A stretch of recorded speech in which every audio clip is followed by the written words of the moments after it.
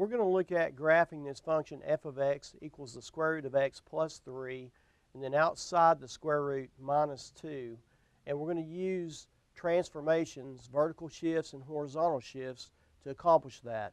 So we want to be able to kind of manually graph this. It gives us a better understanding of the graph, and we can understand it by using shifts. So first of all, we always start off by asking ourselves, what is the parent function here? In this case, the parent function f of x is going to be the square root of x. And if we go look at that graph of that, the graph of the parent function is going to start at the origin, and it's going to go this way, like this. So it's kind of, if we sketch it out, it's kind of like that. Then we want to focus on the plus 3 on the inside of the square root.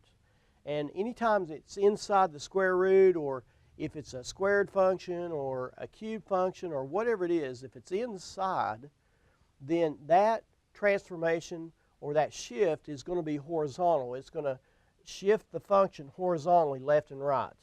Now normally we would think that a plus would shift it right, but it actually, when it's inside the function, it's opposite of what we think. So instead of shifting it right 3 places, it's actually going to shift it left 3 places to here. And so then if I sketch it, it's still going to kind of go this way, like that. All right, and then I go and I focus on the outside of the part of the function, the minus 2. And when I go outside the function, what that does is it shifts it vertically, up and down, and it acts exactly the way we would expect it to act. If it's negative, it's going to shift it down. If it's positive, it's going to shift it up.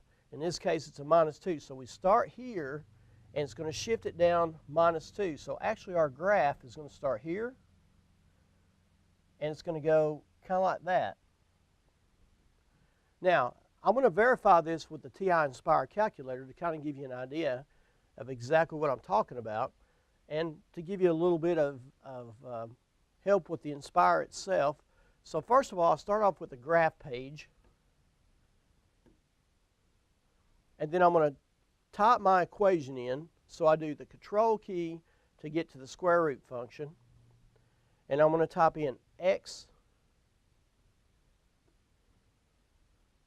plus 3, and then I'm going to use the right arrow key up here. That takes me outside the square root, and I do minus 2. And if I press enter, that graphs it, and notice that basically is the same position on the graph as what I just manually graphed over here on my page. This function right here. So I just verified how these shifts work. The inside shifts it left and right. The outside shifts it vertically.